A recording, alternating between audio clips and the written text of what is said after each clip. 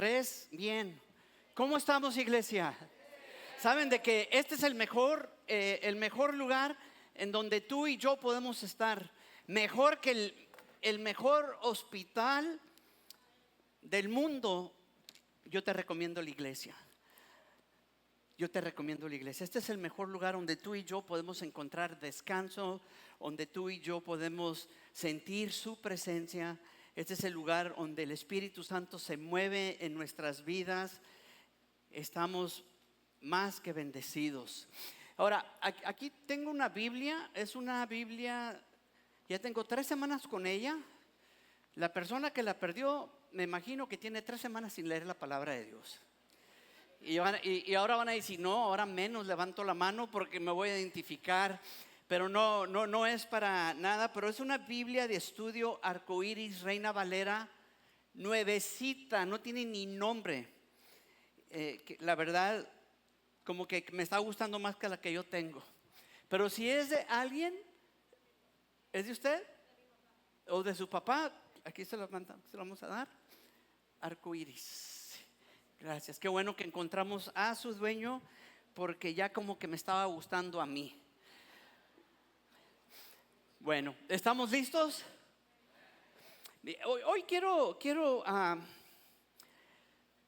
tuvimos un evento muy bonito, más de 100 mujeres ayer, el Ministerio de Mujeres, tremendas oradoras, la alabanza, no se diga.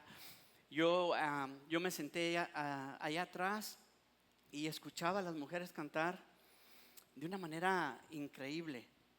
Se oía tan bonito escuchar las voces de todas las mujeres cantando y adorando a Dios, que de aquí enfrente tal vez no escuchemos, pero de atrás se escuchaba, no sé si rebotaba y se multiplicaban las voces por el rebote, pero estuvo tremendo.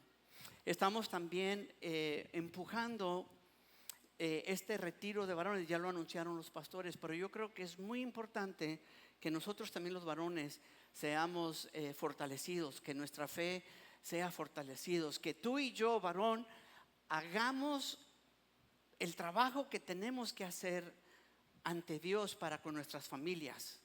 Hacer lo que tenemos que hacer en tu trabajo, que seas el mejor de todos en tu trabajo, que seas el ejemplo en las calles, que seamos esos esposos, esos padres que necesitamos hacer. ¿Sabes por qué? Porque en nosotros está, los varones, la transformación de una sociedad. Si tú y yo somos constantes, si tú y yo somos fuertes en nuestra relación con Dios, lo vamos a reflejar en las calles, en el mercado, en tu trabajo. A veces me gustaría acompañar a algunos de ustedes a su trabajo y preguntarles a sus compañeros: hey, ¿cómo es? ¿Qué me dirían de ti? ¿Qué me dirían de ti si yo fuera a tu trabajo y le preguntara a tu compañero allí qué me diría de ti? ¿Cuál sería la respuesta que me dieran? Espero que sean buenas, ¿verdad? Entonces, estén pensando, hoy se pueden registrar en la mesa de atrás y va a ser un tiempo muy, muy, muy bonito. Pero hoy quiero hablar de este concepto de estar o tener un corazón incorrecto en un lugar correcto. O lo voy a voltear: estar en un lugar correcto, pero con un corazón incorrecto. Yo quiero que pienses en este concepto, porque hay muchas veces en nuestras vidas que tú y yo podemos tener o estar en un lugar correcto de parte de Dios, pero tu corazón incorrecto te roba las bendiciones de parte de Dios. Vamos a leer de el libro de Juan 14. No pongas todavía porque voy a dar, pero nos lleva en este concepto de estar correctos delante de Dios. Nos lleva a esta pregunta: ¿qué es lo que tengo que hacer? ¿Qué es lo que vamos a hacer? Y en las iglesias tradicionalmente, desde el inicio de Hechos 2, donde la iglesia primitiva, la primera iglesia empezó a crecer, a formarse, se desarrolla este concepto que hoy día en todas las iglesias del mundo es como un sistema de seguir de lo que creemos. Hemos aprendido que la desobediencia de Adán y Eva fue la caída de la humanidad. De allí viene toda depravación de nuestra mente, viene todo en nuestro cuerpo, en nuestra alma, en nuestra voluntad, nuestro espíritu. Todo eso fue comprometido por el poder del pecado. Y eso es algo que tú y yo tenemos que tener conciencia, que lo que se corrompió a través de la caída de Adán y Eva, y por consecuencia toda la humanidad, nuestra mente, nuestro cuerpo, nuestra alma, la voluntad y el espíritu han estado comprometidos a todo esto, al pecado. Después la Biblia empieza a desarrollar un plan de redención, y desde Génesis hasta la llegada de Jesucristo viene este concepto de que necesitamos a un redentor. Viene el redentor para aliviar la caída del ser humano. Viene desde el principio en Génesis las promesas de un Salvador que vendrá a restaurarnos, a tratar de restablecer para aquellos que aceptan una comunión con Dios. Lo que el pecado hizo en la caída en Génesis, hermanos, fue que nos separó totalmente de Dios. Lo que Dios creó al principio, donde Dios mismo caminaba con ellos, Dios mismo hablaba con ellos. Viene el enemigo, engaña, desobedecemos, caen y nos apartamos de Dios. Y viene este concepto de que necesitamos de un redentor en nuestras vidas, porque jamás, dice la palabra de Dios, que cuando lo sacó del jardín de Edén, dice que cerró las puertas del jardín. ¿Y saben por qué lo sacó, hermanos? Porque pudo haber quedado la humanidad dentro del jardín, ya con pecado, como lo quieran llamar. Pero en el jardín había un árbol de la vida.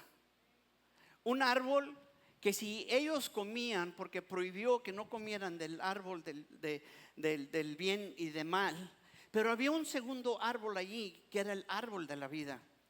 Y si en la condición caída Adán y Eva hubieran probado de ese árbol de vida, hubieran quedado permanentemente aislados de Dios de por vida. Entonces Dios en su misericordia no es que los expulsó como diciendo: sáquense de aquí, ya la regaron, bola de pecadores, sino que los saca y sella esa puerta para que no vuelvan a entrar. Ahora, por medio de Jesucristo, se empieza a restablecer nuestra conexión con Dios. Dios es el único que nos puede llevar, Jesús es el único que nos puede llevar a Dios. Él es el árbol de vida. En la palabra de Dios, en el libro de Apocalipsis, en el capítulo 21, habla de que hay un río, y dice que en el medio del río hay un árbol que da un fruto por mes, diferente fruto cada mes. Y dice, y su hoja es para medicina, sirve como para medicina. Ese es el árbol de vida. Y cuando tú y yo estemos con el Señor, estaremos en medio de ese río, de esa agua, y ahí estará Dios. Y luego me encanta lo que dice, cuando ya somos redimidos, dice Juan, que Dios le dice: ese siempre ha sido el deseo de Dios, estar Dios con sus hijos. El deseo principal de Dios, hermanos, es de que Él desea estar cerca de ti. Él desea estar cerca de todos nosotros, y algún día lo vamos a poder experimentar de una manera real, palpable, donde Dios nuevamente vuelve a comunicarse con su creación, puede convivir con ellos, puede caminar con ellos, puede estar con ellos. Su presencia va a ser palpable, y eso es lo que estamos esperando tú el día de hoy.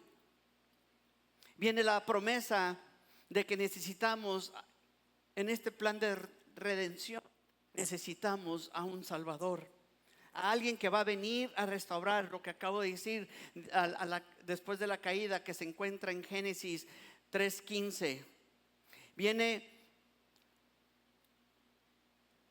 Jesucristo, por fin es revelado y demuestra la expresión máxima de amor y de misericordia hacia una humanidad pecadora. No le damos gracias a Dios por esa máxima expresión de amor. Su nombre se llama Jesús. No le demos gracias, démosle gracias a Dios, porque si no hubiera sido por Él, tú y yo no hubiéramos experimentado lo que es realmente amar y experimentar realmente lo que es la misericordia de Dios. Mira, mi hermano, tú y yo, por más bueno que seamos, jamás podrás ser puro y limpio por ti solo. Algunos de ustedes ya pecaron en sus pensamientos el día de hoy. Algunos de ustedes se les atravesó el chinito en la calle y se les enchinó la piel, y quisieras como poderle echar el carro encima, y el chinito va con su cubreboca, máscara, y él va por su lado, pero a mí y a ti nos provocó desesperación, enojo, frustración. Entonces tú y yo jamás podremos ser puros y limpios. Es por eso que tú y yo necesitamos la misericordia de Dios. Yo necesito la misericordia de Dios ahorita, en este momento. No tengo que esperar a cometer el pecado mental, o mi actitud negativa, o mi acción que no es la buena decisión.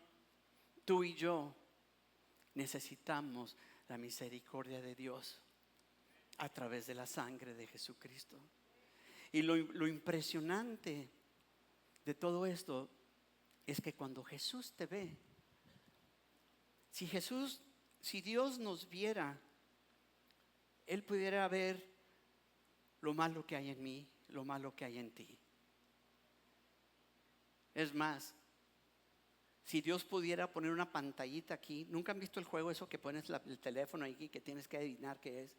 Si Dios pusiera una pantallita aquí y me mostrara a mí tus pensamientos, tu vida, yo creo que caminaríamos todos así, tapando la pantalla, porque nos daría vergüenza que supiéramos lo que eres, lo que soy. Pero cuando Dios te ve cubierto con la sangre de Jesús. Es un manto de protección que te ve limpio, no por lo que eres, porque en realidad hay maldad en nosotros aún en Cristo Jesús, pero la sangre de Jesús te cubre de todo pecado. Yo le doy gracias a Dios por su misericordia, porque si tú estás el día de hoy aquí, es por la misericordia de Dios. Y ¿sabes qué? El día de hoy Dios te está dando la oportunidad de que te pongas bien ante los ojos de Dios, de que te arrepientas de tus males, que le pidas perdón a Dios por lo que has hecho, lo que has vivido. Aún esta mañana pedirle: Señor, perdóname porque soy un pecador. ¿Se acuerdan en la última predicación cuando pesca Pedro y ve el milagro de unas redes repletas de peces? Allí le cayó el tostón, o le cayó la idea de que el que estaba con él no era un rabino únicamente, no era un maestro únicamente. Se dio cuenta del milagro y dijo: apártate de mí, Señor, porque soy pecador.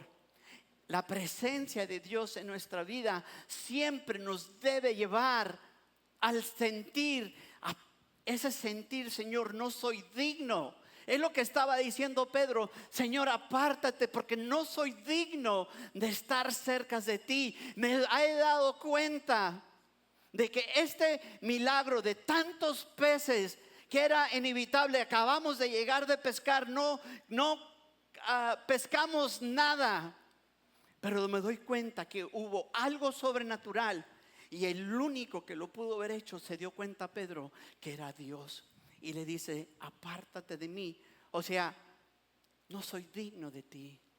Reconoció. Tú y yo tenemos que llegar a ese punto de reconocer de que no somos dignos de Él. Mas sin embargo, si tú estás aquí, es por su misericordia. Llegan todos estos movimientos en la historia. En todo el mundo se predica la vida de Jesús, Emmanuel, Dios con nosotros. Nos conocemos las historias de tantos milagros que hizo Dios. Alimentó a miles, sanó a ciegos, a cojos, sanó a personas que estaban con dolencias, como la suegra de Pedro. Levantó a una niña de 12 años, la resucitó a un Lázaro después de 3 días de muerto. Y todas estas historias las conocemos. Y luego viene la muerte, la crucifixión, la muerte, la resurrección. Luego llega el punto donde Jesús está a punto de ascender al cielo y nos promete al Espíritu Santo. Un gran movimiento de la llenura del Espíritu Santo, como es conocida como el Pentecostés.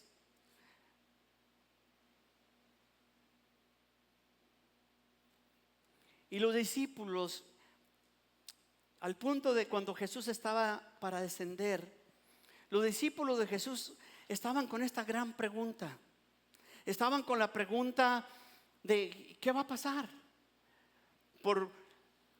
¿Qué va a pasar con todo esto? Ya resucitaste, compartiste el pan con nosotros, nos has estado diciendo de que tú te tienes que ir. ¿Y qué va a pasar con nosotros? Y ¿sabes lo que me impresiona de Jesús?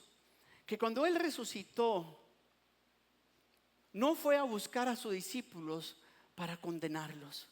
No fue a buscar a Pedro, que de antemano le dijo: tú me vas a negar 3 veces. Y Pedro juró que nunca lo negaría.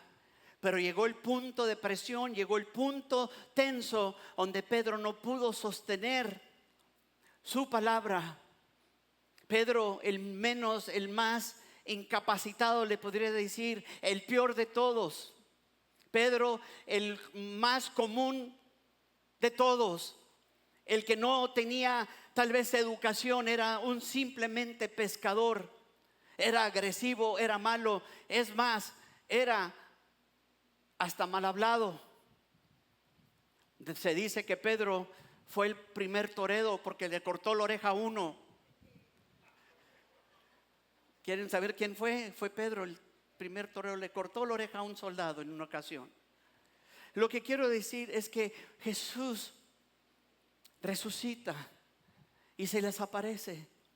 Y no fue, le dijo: Pedro, híjole, qué gacho me fallaste, te pasaste. Te dije que me ibas a negar y tú prometiste y no pudiste ni cumplir.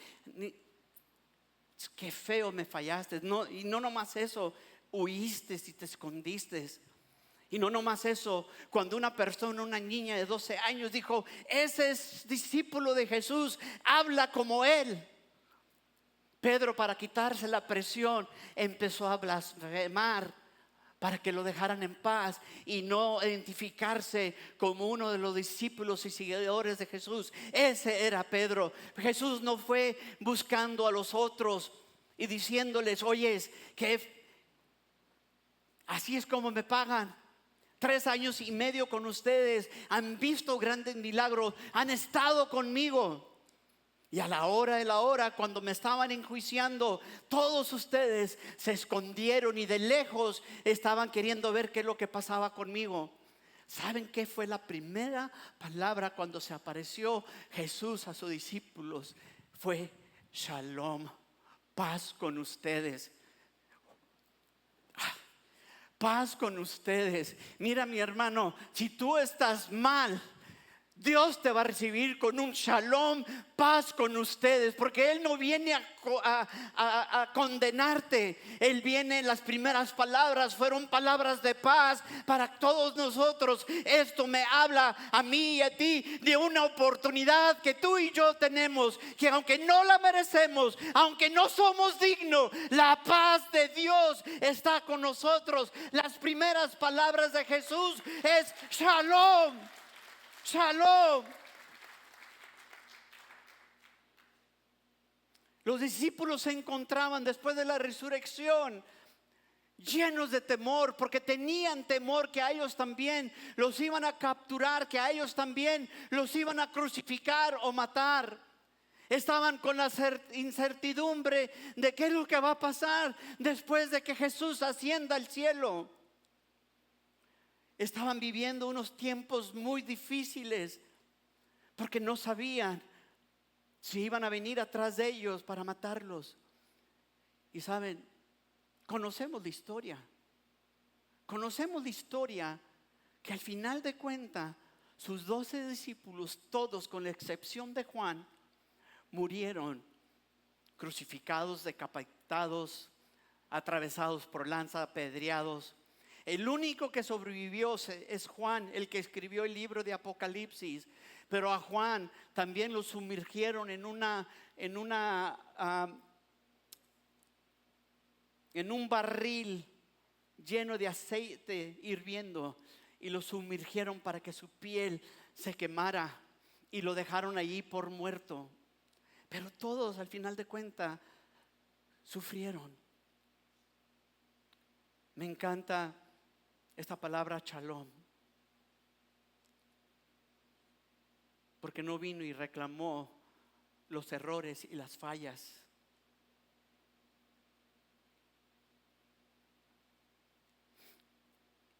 La palabra shalom es una palabra hebrea que significa paz, pero con un significado mucho más profundo que la mera ausencia de conflicto.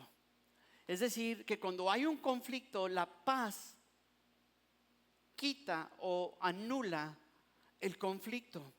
Se refiere a una paz completa y total, que incluye el bienestar, plenitud, armonía, seguridad y relaciones correctas entre las personas.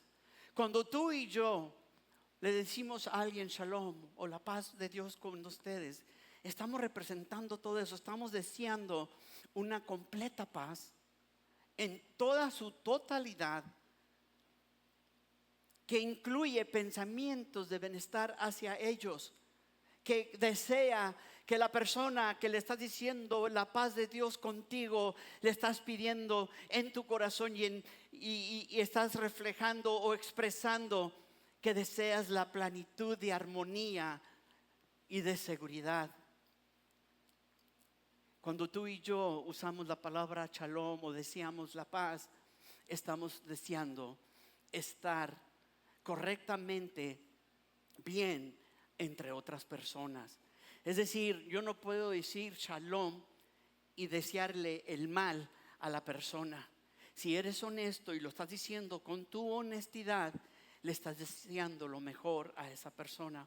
Entonces, cuando Jesús les dice la paz de Dios esté con ustedes, o shalom, le está dando todo este contexto de lo que la palabra significa. Esto yo me imagino de verlo escuchado de parte de Jesús mismo, haber producido una gran paz en medio de todas las angustias y temores de lo que estaba por venir para ellos. Y Jesús empieza a expresar la necesidad de que enviaría a un consolador, alguien que nos acompañaría a nosotros personas común y corriente que somos, común, vamos a decir, no corrientes. Para nosotros el día de hoy aquí en Whittier, aquí en nuestra iglesia, Jesús promete enviar al Espíritu Santo y les dice: es necesario que yo me vaya para que venga el Consolador y los acompañe. El Espíritu Santo no solo va a caminar a tu lado, escúchame, sino que viene a vivir también dentro de cada uno de nosotros. Yo quiero que sepas que tú y yo, el Espíritu Santo mora en nosotros.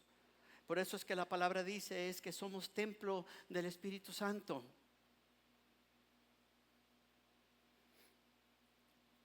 ¿Cuántos reconocen a lo largo de tu día a día que hay pensamientos tanto buenos como malos? O nomás yo soy el... De día a día tú y yo tenemos pensamientos buenos y algunos pensamientos malos. Espero que sean más buenos que los malos. Parecía o parece que a veces estos pensamientos tienen su propia voluntad, ¿sí o no? Si tú dejas correr tus pensamientos, te darás cuenta que empieza a fabricar cosas, empieza a armar argumentos, empieza a armar defensas, empieza a armar temores, angustia y ansiedad. Parece que los pensamientos, si tú y yo los dejamos desarrollarse en nuestras mentes, cobran poder y cobran voluntad propia en nuestras vidas. Pero una cosa sí tenemos que tener en claro: estos pensamientos se desarrollan en dos opciones. Estos pensamientos o nos deforman a la imagen de las mentiras del enemigo o del diablo, o nos reforman a la imagen de las verdades. A veces necesitamos estar consciente qué es lo que está pasando en nuestras mentes, porque en general nuestras mentes están pensando. Ahorita algunos de ustedes tuvieron malos pensamientos de mí, ya lo sé. Los pensamientos dan vuelta y vuelta. Y si no estamos conscientes qué es lo que estamos pensando, debemos de estar conscientes para poder distinguir si este pensamiento es de Dios o este otro pensamiento es del diablo, de Satanás. Porque si no estamos conscientes, estos pensamientos siguen. Y yo te voy a decir una cosa: los pensamientos determinan tu vida. Tus pensamientos determinan tu vida. Si son para bien, vas a tener acciones de bien. Si son para mal, van a ser también pensamientos de mal que te van a llevar a hacer el mal.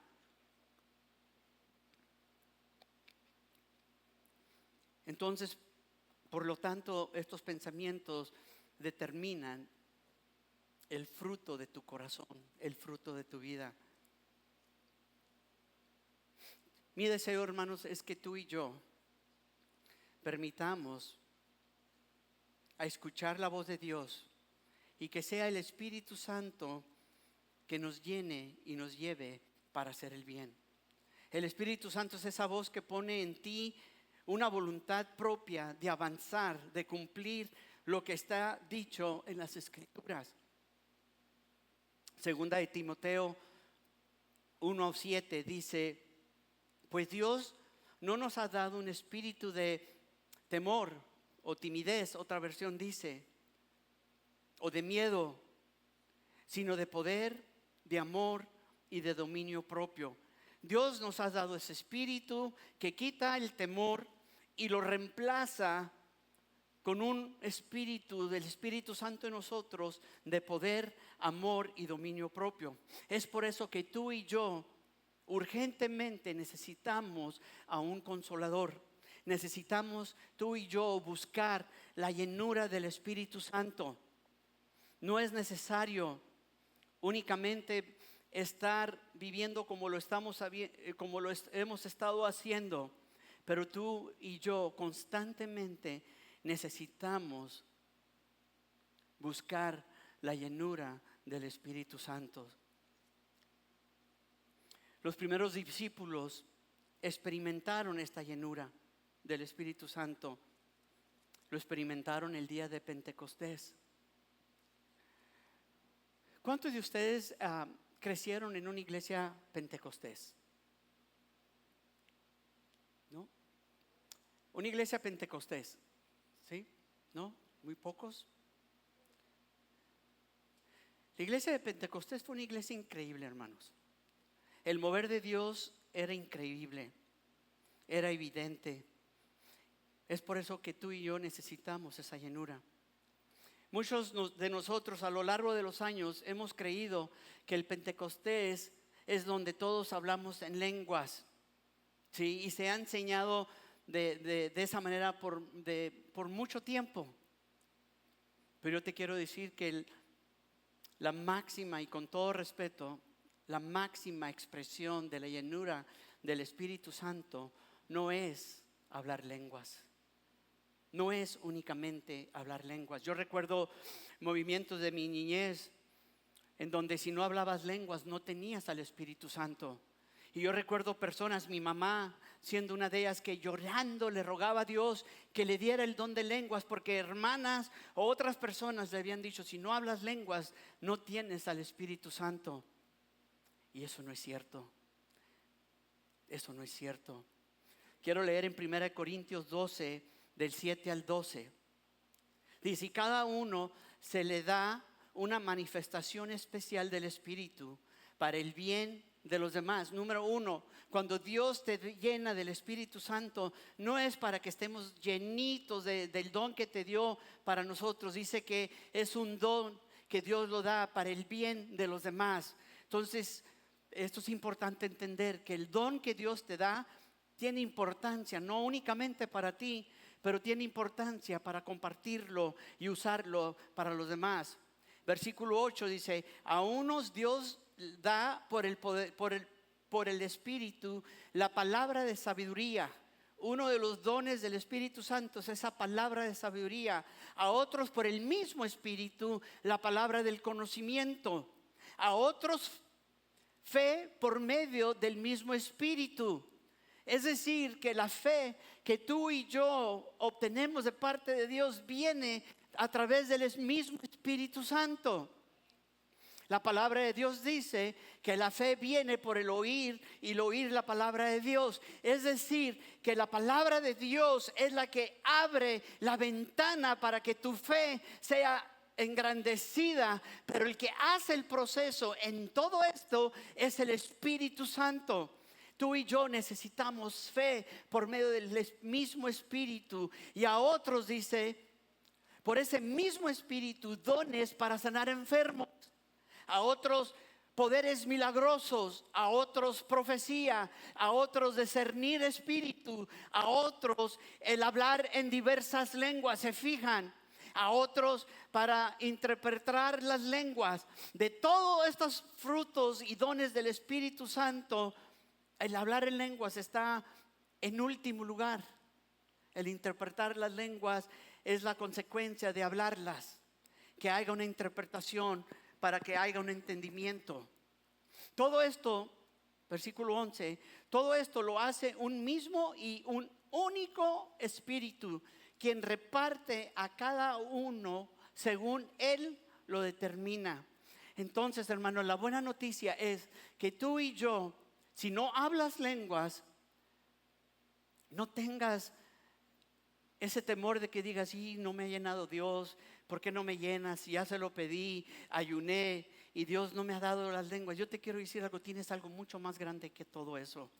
Tienes el mismo Espíritu de Dios en ti, y eso debe ser mucho más, porque la palabra de Dios dice, amén, la palabra de Dios dice que el personaje, la persona del Espíritu Santo, parte de la Trinidad, es el que nos va a traer guianza, es el que nos va a traer consuelo, Él es el que nos va a dar fuerza, Él es el que nos va a proteger y nos va a cuidar.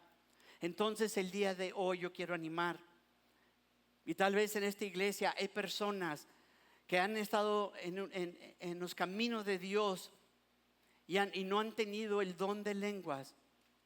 Hoy te quiero recordar que el Espíritu Santo es mucho más mayor que tener el don. El Espíritu Santo no nos quiere equipar, con herramientas necesarias para edificación de la iglesia. También para traer bendición, protección, bendición en tu trabajo, en tu matrimonio, en tu familia. Dice la palabra que cuando venga el Espíritu Santo, se me borró mis notas, espérenme.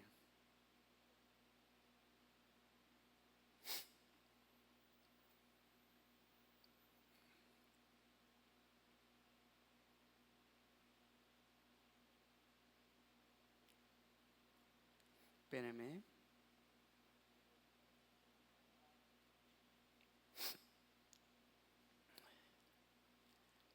¿En dónde me quedé?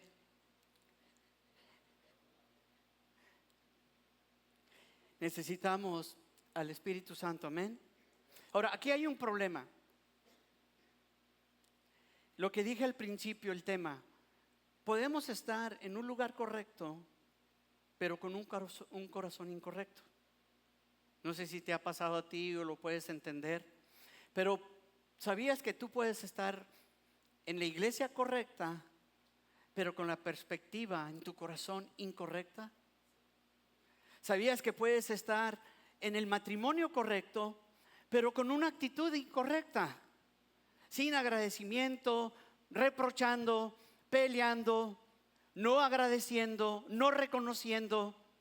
Y puedes estar en ese matrimonio correcto que Dios te dio, y más, tu corazón incorrecto lo está arruinando. Puedes tener hijos correctos con una perspectiva incorrecta. ¿Cuántos de los padres malcrían a sus hijos? No los disciplinan, los dejan ser, hacen y deshacen y no hay problema. A cabos que son jóvenes, después llegarán a los pies de Dios. Podemos tener hijos correctos. Dios no creo que te dio y te permitió tener hijos o hijas incorrectos, y te los permitió que tú los tuvieras y que tú fueras los padres, es porque son los hijos correctos para ti.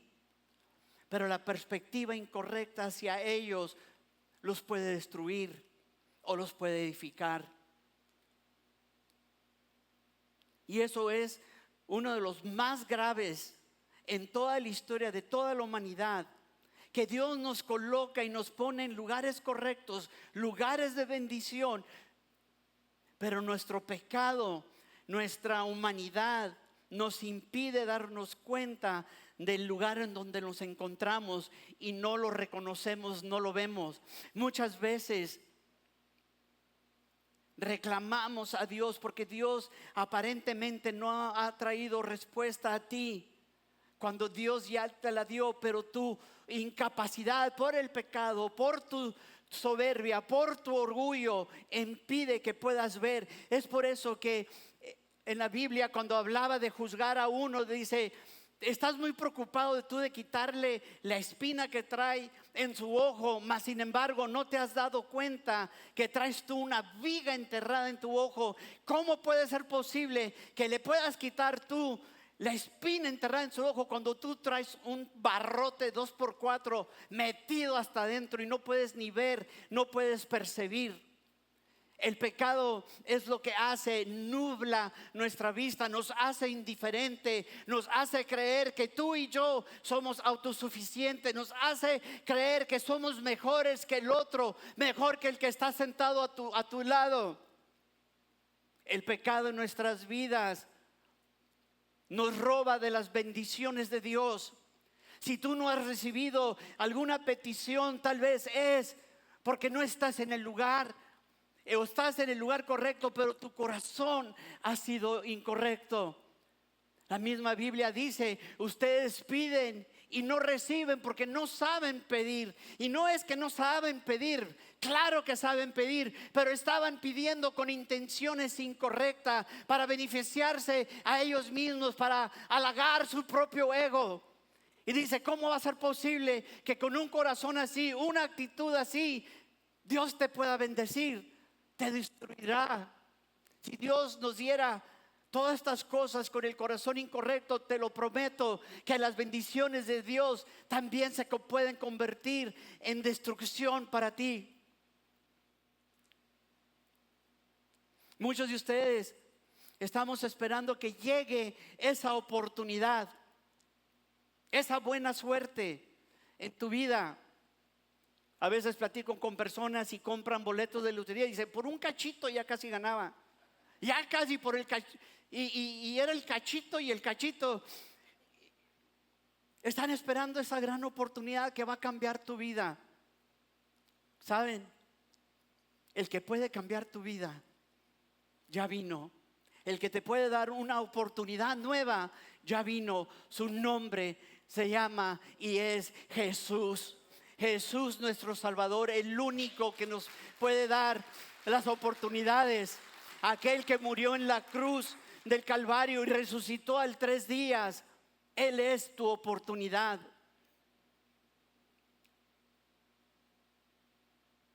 Ya vamos a entrar.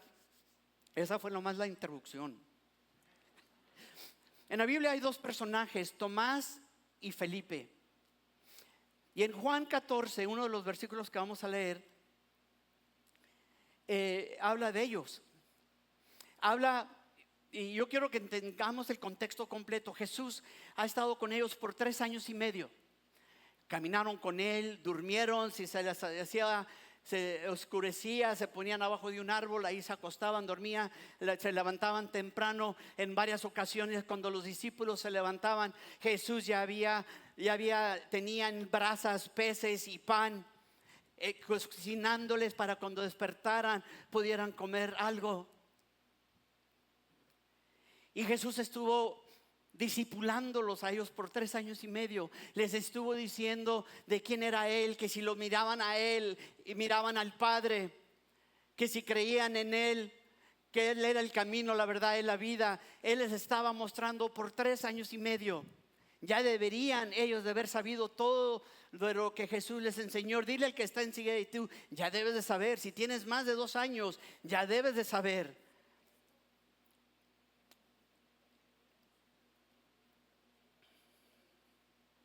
Ellos tuvieron la oportunidad de estar con el mejor maestro de maestros de todos los tiempos.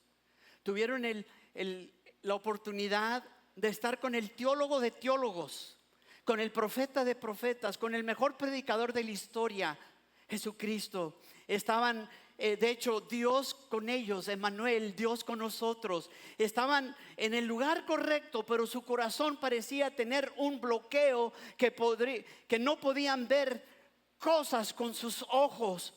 No estaban entendiendo con el corazón. Y ahí es donde nos encontramos en Juan 14:1. ¿Cuántos traen su Biblia? A ver, salúdenme con ella. ¿O cuántos traen su celular? ¿Quién usa su celular? A ver, salúdenme también con ella. Bola de pecadores. Espero que no se les vaya a acabar la batería a la palabra de Dios. A ver cómo les va. Es broma, hermanos. Estoy queriéndolo para que se despierte. Pero en Juan 14:1 dice: no se angustien. Otras palabras dice: no se turben. La palabra turben, ya voy a concluir. Give me 10 minutes. La palabra turbe en el lenguaje original tiene un significado de cómo el significado da este sentir de no dejar que este mar embravecido te angustie o te asuste. Cuando la palabra griega turbar o turbe da este significado: no dejes que las cosas más grandes que nosotros, un mar embravecido, nos asuste. No dejen que este mar embravecido robe tu paz. No dejen que este mar embravecido cambie tu enfoque. Jesús tiene la capacidad no solo de predicar, sino también de vivir. Y esto es muy importante. Jesús tiene la capacidad, por ejemplo, de decir: yo soy el pan de vida, y después en vivir lo multiplicó los panes. Jesús tiene la capacidad de decir: yo soy la resurrección, y después resucitar a un Lázaro. Y en el verso 1, donde dice: no dejen que este mar embravecido, no dejen que esto los angustie, está queriendo animarlos y que entiendan de que las cosas que son más grandes que tú y que yo, un mar embravecido. No sé si has visto videos cuando cruceros que son grandísimos de largo, cuando pasan por tormentas, parecen que es una hojita flotando en un mar inmenso, bravo. Y lo que está diciendo aquí, cuando dice no dejen que se angustien o no dejen que tengan temor, nos está diciendo: no dejen que este mar embravecido que estás atravesando te asuste. Jesús lo pudo decir al nivel emocional, pero también estando en la barca físicamente, cuando se estaban hundiendo en una ocasión con sus discípulos,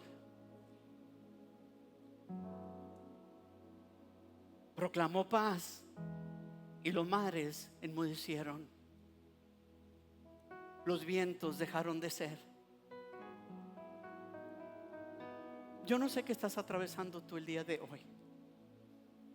Yo no sé si te sientes que estás en medio de un mar embravecido, algo mucho más grande que tú, algo donde tú no tienes nada de control, donde no sabes qué vas a hacer. Pero el mismo Jesús, que con su palabra hace que las aguas se calmen y los vientos cedan, te quiero decir que Él está contigo en tu barco. Tú no vas solo, tú no estás remando solo. Sincronízate con el Espíritu Santo para que remes en la dirección que el Espíritu Santo te guíe. Porque muchas veces tú y yo, en nuestra desesperación, empezamos a remar para el lado que sea. Pero sincronízate con el Espíritu Santo para que agarres dirección, porque el que va en el barco también está contigo. Él es el que dirige tu vida. Él quiere dirigir tu vida. Él quiere dirigir tu vida.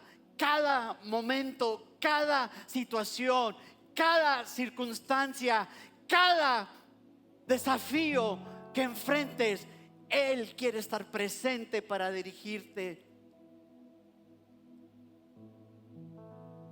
Y podrás experimentar el shalom de Dios, la paz de Dios, la que trae bienestar, la que trae tranquilidad, la que quita el temor, la que quita juicio contra ti.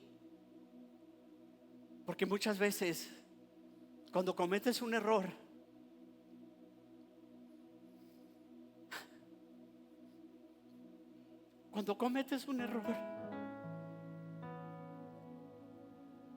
entra una culpabilidad que te roba el sueño, te roba la paz. Estás arrepentido y le dijiste: Señor, perdóname, la regué. Pero a veces como que el enemigo quiere que quedes con una culpabilidad para condenarte. Y tal vez ese es tu mar embravecido. Ese error que cometiste es lo que te está frenando, es lo que te tiene en pánico. Pero yo te quiero decir, para concluir, pongámonos de pie.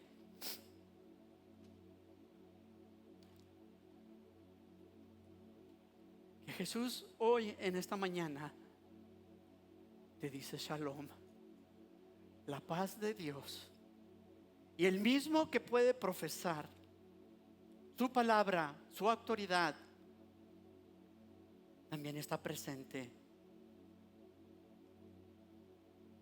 y Él también calma los vientos. Yo quiero que hoy te vayas a tu casa con esa paz. Que te vayas a tu casa en un estado donde has corregido tu corazón, donde tal vez tu mar embravecido ha hecho que estés en el lugar incorrecto. Yo quiero que hoy te vayas en tu casa y digas: ¿sabes qué? Puedo respirar profundo, ayúdeme, agarren aire. Una vez más, agarra aire.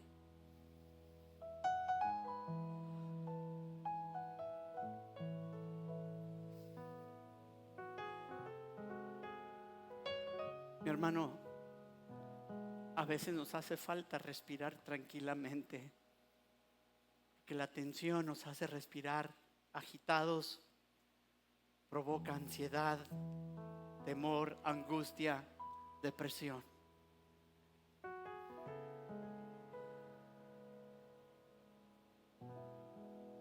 La palabra Yahweh, palabra significa, son 4 consonantes.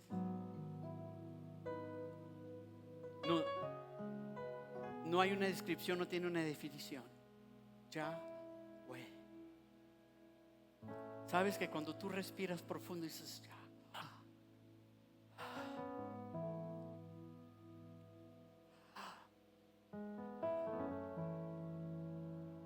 tu respirar dice Yahweh. Cuando respiras profundo, tu respirar respira el mismo nombre de Dios. Tenemos tú y yo al Espíritu Santo. Hay alguien aquí que se encuentre que no ha recibido a Jesús como su Salvador, porque el único camino a Dios es Jesús. No hay otros caminos, no hay otras maneras de llegar a Dios. El único camino para llegar a Dios es Jesús. Nos hemos desviado en que somos personas que siempre estamos buscando personalizar todo en nuestras vidas.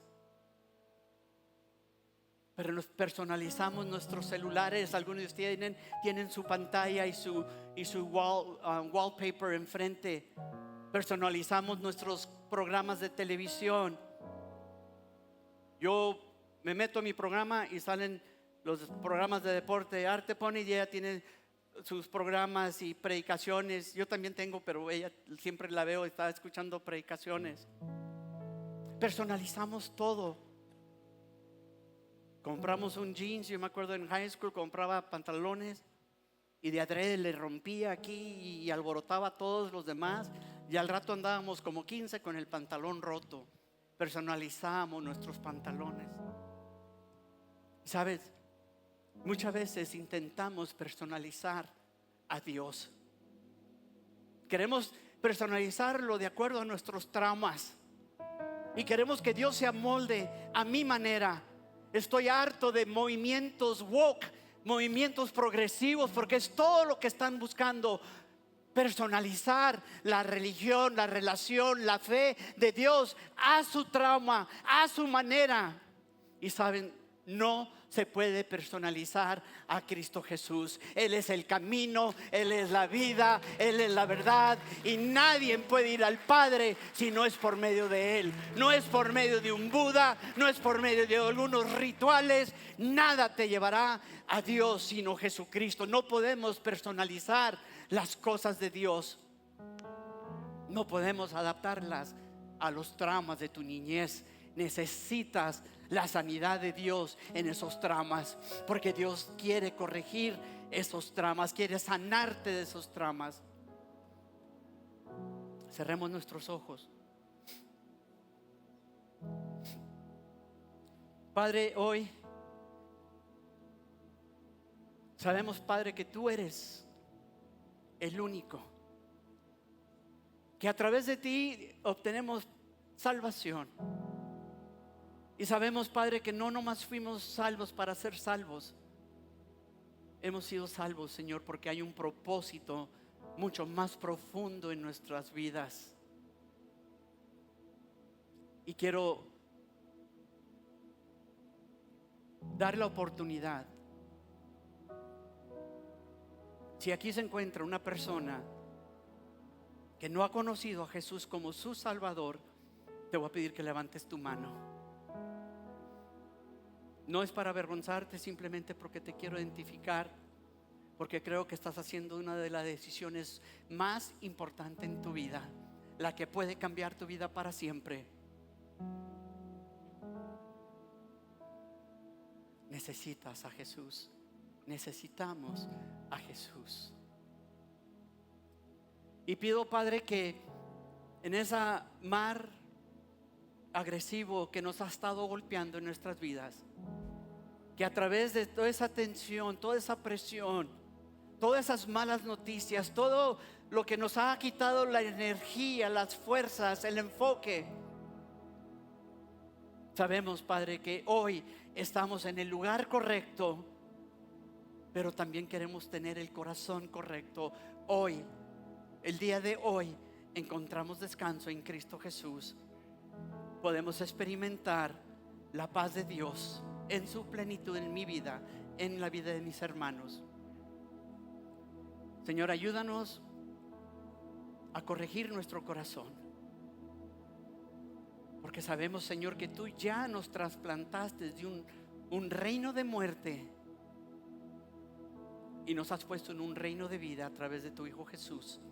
Ahora, Padre, ayúdanos a que nuestras mentes, nuestros corazones sean transformados por la palabra de Dios, en el nombre de Cristo Jesús. Amén, amén.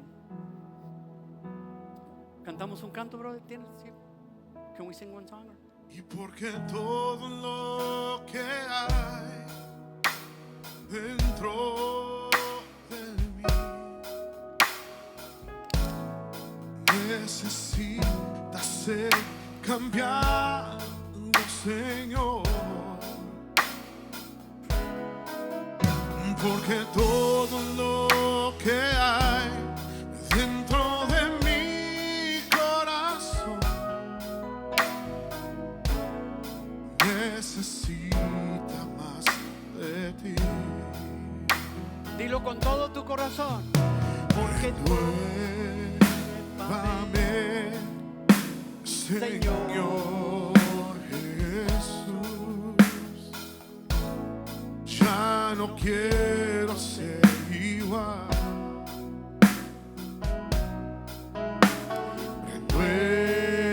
Renuévame, Señor Jesús. Pon en mí tu corazón. Y porque todo lo que hay dentro de mí necesita ser cambiado, Señor. Porque todo lo que hay dentro de mi corazón necesita más de ti. quiero bendecir sus vidas. Hoy declaro bendición sobre cada uno de ustedes. Que Dios los guarde con fuerza y con salud. Que Dios guarde su salir de casa y su regreso a casa. Que el ángel de Jehová los acompañe en las calles, en los freeways, en los mercados, en su trabajo. Y cuando lleguen a casa puedan reposar su cabeza con completa paz y dormir tranquilos y poder descansar en el nombre de Cristo Jesús. Saluda al que está a tu lado. Nos vemos el domingo.